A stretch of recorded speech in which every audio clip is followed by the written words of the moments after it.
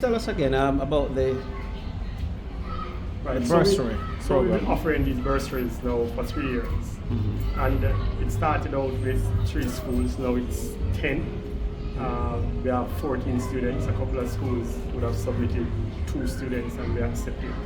It's really a very small token where we pay the school fee associated with the child for the year.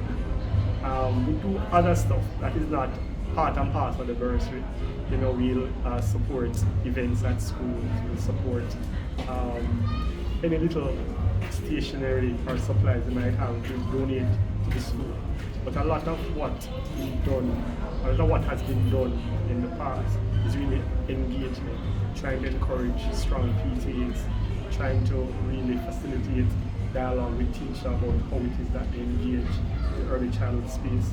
And the principals have been very, very, very supportive. The teachers themselves have been very supportive and open and welcome to the conversations, not only to the material support, but to the conversations.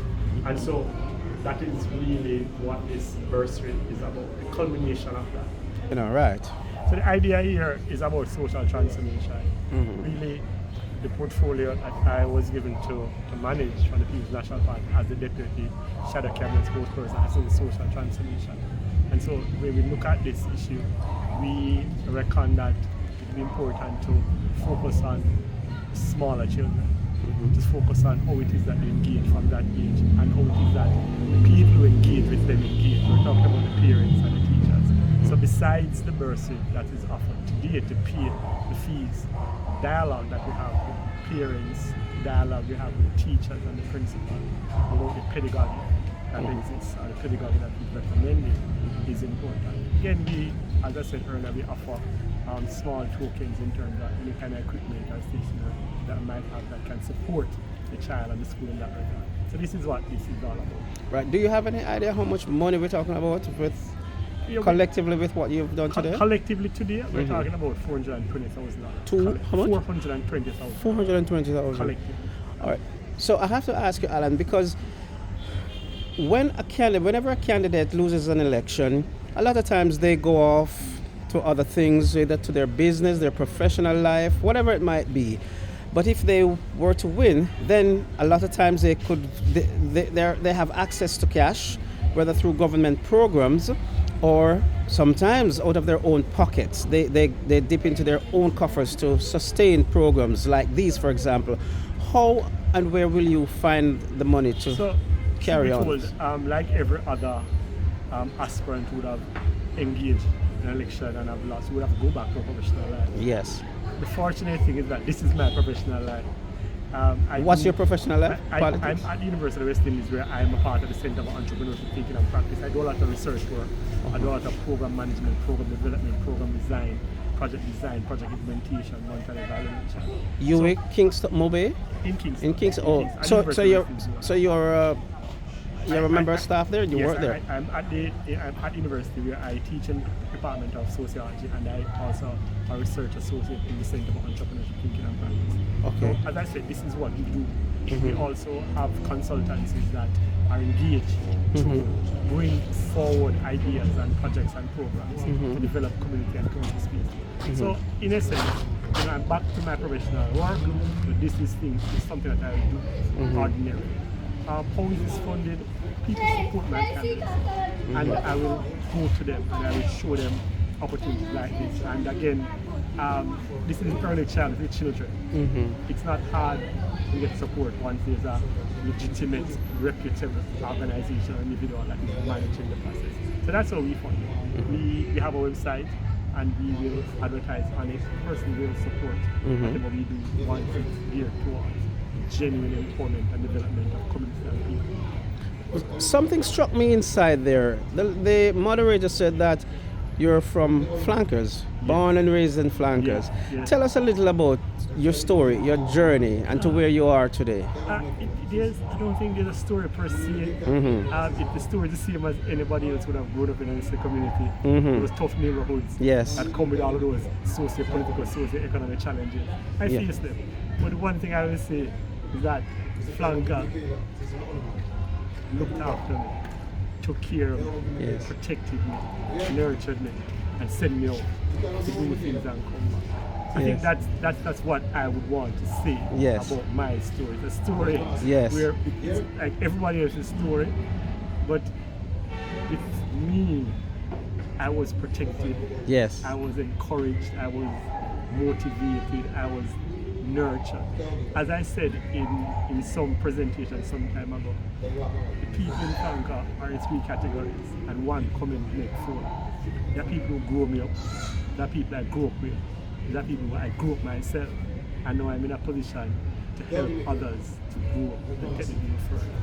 That is my Franca, you know. Yes. I would leave others to go out and research, and you'll see all the things that I did. Yes. I'm not going to deny any of that. But I can say to you that this is a community that has protected me, that has nurtured me, that has encouraged me, that has motivated me, that has inspired me, that has sent me out and said, go out and make something yourself and come back. And I did. Okay. So are you a little bit more personal? Are you a family man at this time? Yes, man. I mean, my family has been the center of this campaign. Yes. You know, sister, brothers, cousins, everybody. Yes. Center of the campaign. My mother, my father, who passed last year, was so happy that he would have voted for me before he passed. In the local government. That I think was one of the proudest moments. Yes. He was quite ill, but he hung on and he voted for me. Family is important. Yes. They form the nucleus. Yeah. My personal family is also very important. It's very important. So we continue that tradition. That's how we operate. So you have children? Yes, we have two lovely daughters. Two daughters. And they are not mad at me for sharing their time. You know, I think they are quite accommodating. Yes. You know, encouraging, and you want to see them follow more often, but Yes. they understand. Yeah. Right. Tell me about the way forward for you now that you are more likely an MP caretaker, the term that would be used. Tell me, where do you go from here, Alan? We have done our internal assessment. A team is helping to craft a strategic plan for the constituency, 3 and 5 year plan. I have a new group of persons who have indicated interest in coming on and supporting, especially where finance is concerned. And we're looking to convene shortly, look at the strategic plan that's been crafted, and then begin to put structures in place. The most important thing to note though is that I will not be leaving the ground, I will not be leaving the people. I continue the work. Today is one example of that. And I look forward to all the other projects that have been rolled out. And these projects are rolled out. Again, you're in politics, so you're hoping that it will help you to resonate with the people. But it's really the gaps that we have seen in the constituency. And within or without the politics, we try to respond to those. Right. Good. So you ran as councillor as well? I was a councillor with Franca Division. Okay. That, as you know, never worked out too well. Our division was the only division where it was interrupted by a killing, and that interrupted the entire process and the results of what they were. Yeah. And so a good experience was the community continuous support, and we took it further to the constituency, and the other communities have indicated their support of it, and I look forward to really going out and working harder for them and to represent them in the future. Remind us, what was your vote tally in this general election? The final count, it was 3,500 and something. How encouraged are you with that? Well, Dr. Chang, of course, he more than likely doubled or almost doubled that amount. He got 2,800 and something more. More, right. He didn't get any more than we expected him to have gotten. Okay. We got 300% more than over the last election. Oh, okay. And based on what we saw anecdotally, we took the ground. We were organized. The electoral base was motivated. The voting constituents were very, very, very excited. Other factors came into play, and we leave those for now. But what we have seen is very encouraging. The workers already, the community have asked me diligently, please let us stay the course, do not leave. And I have responded to them that I will not leave. Great. I have two final questions for you. Northwest St. James has been a tough cookie to really win has been like that for quite a lot of years. 23 years. 23 years. What gives you that motivation or that strong belief that you are likely to crack it? And number two, how long now have you been in this constituency trying to represent? I've been in the constituency 3 years. Yes. This is going into the 4th year. Okay. It'll be 3 years. 3 years. Right. Just completed 3 years. Right. Work in the constituency. The science of the politics. Is telling you that this is not a constituency or a representative that invents it.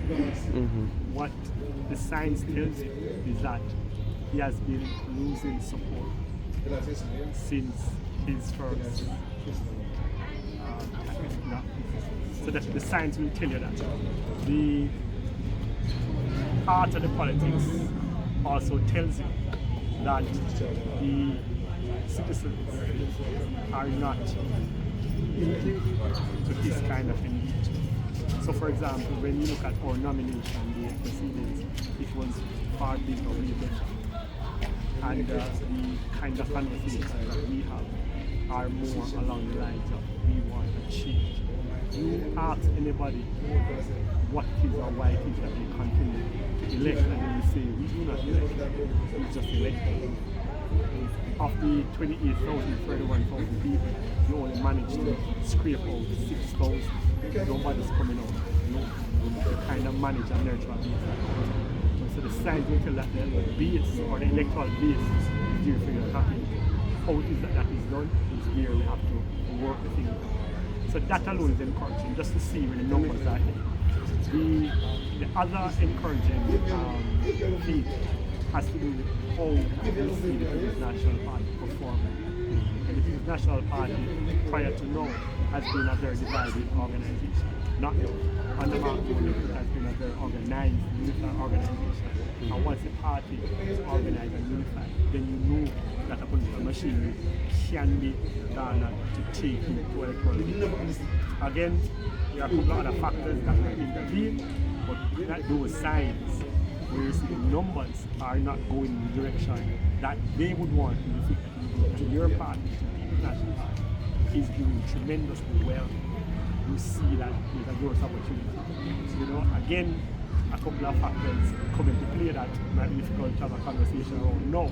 But those two factors, the science of the politics and the position of the People's National Party now, its leadership and structures, it says to me that timing there's no better time to get ourselves much organized to go for an electoral election. Great. Thank you very much. Thank you.